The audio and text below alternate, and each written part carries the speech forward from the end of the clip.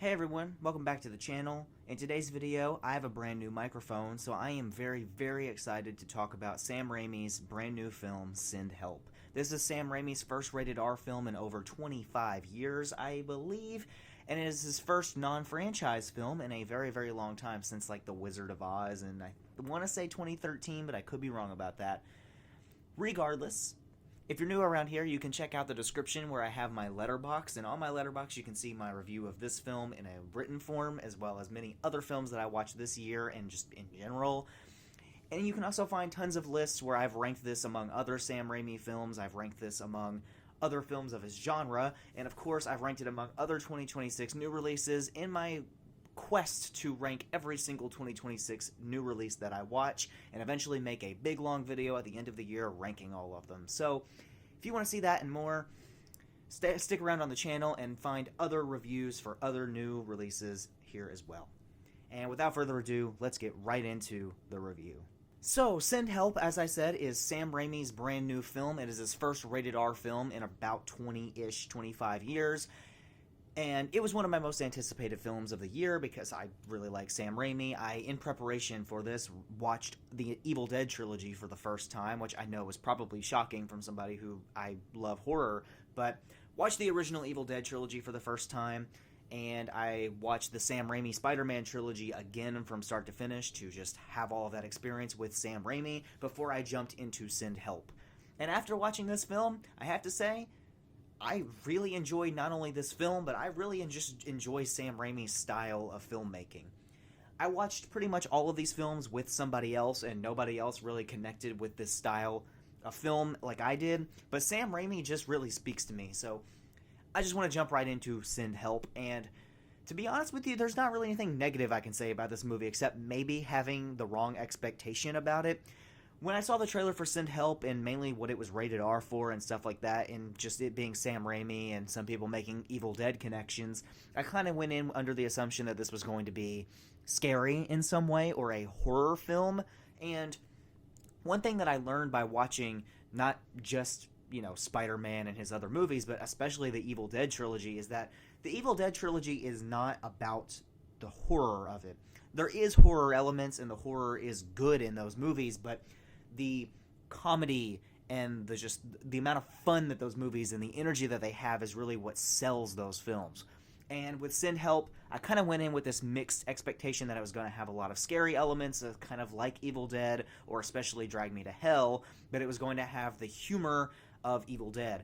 And what I got out of this film was a very potent mixture of both that absolutely was wonderful. Just wonderful. So, starting off with the directing, Sam Raimi once again has proved that he is an incredible director. I thought every directorial decision that he made in this film was wonderful, from delaying certain moments, and you would see what's happening and then it would cut off and you would have to wait later in the film to get the reveal of what happened in that scene. That was wonderful, and I thought that the way he did that made the ending of the film have a lot of twists and turns that are unexpected, which was great. Other things he did really well was transitions. There was a lot of transitions between scenes that looked really good in this movie, and in general, I think Sam Raimi directorially and everything to do with it knocked this one out of the park. Talking about acting performances, Rachel McAdams is absolutely fantastic here and steals the show most of the time. But Dylan O'Brien definitely carries his own weight as well. It's not like he's being left in the dust. He excels in the scenes he needs to, and in the scenes where he doesn't, Rachel McAdams comes in and pulls in the heavy weight. Both of them are fantastic. This is some of the best acting performances I've seen this year, honestly.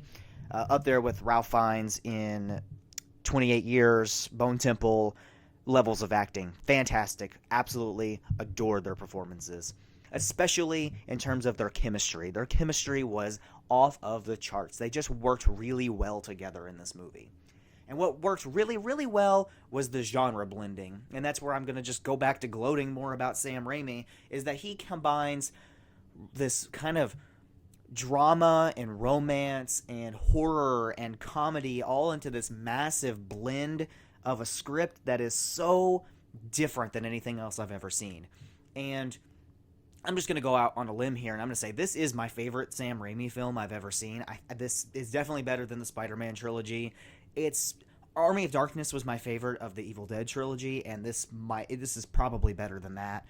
I really enjoyed this film, but back to the critical lens. Yeah, the genre blending is just fantastic. There were jokes in here that had me crying, laughing, just knock that out of the park. And then right after, they would kind of apprehend all of the humor with something more dark and sinister. And then those dark and sinister moments would have so many humorous undertones that it was almost impossible to not laugh when the movie was trying to be serious and funny at the same time.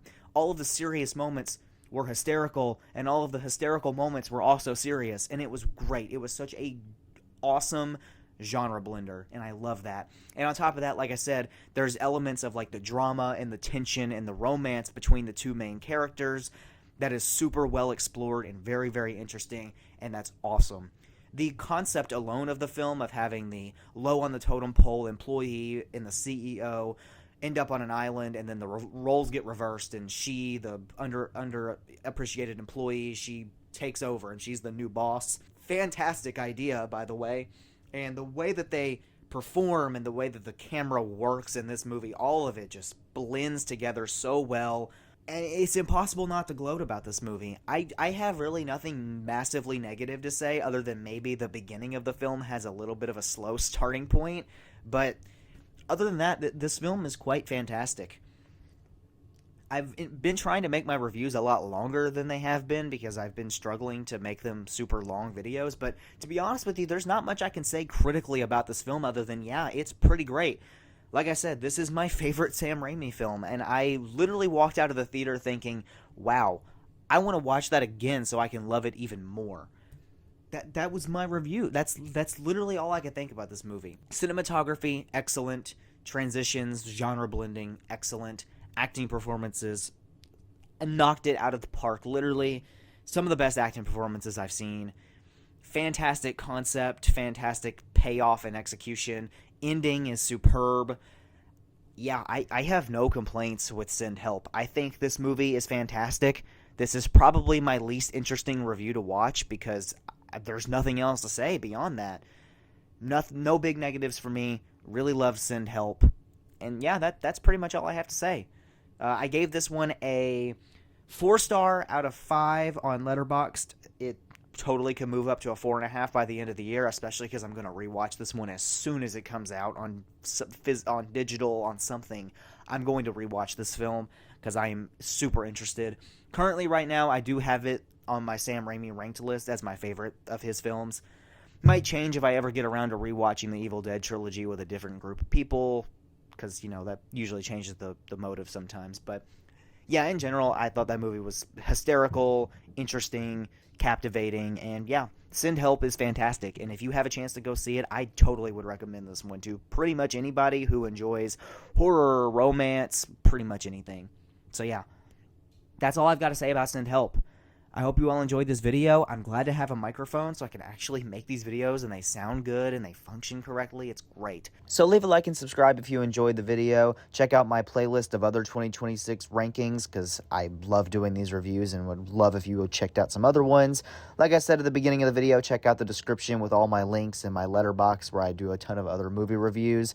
And as always, I hope you all enjoyed and I will see you all in the next one. Peace out.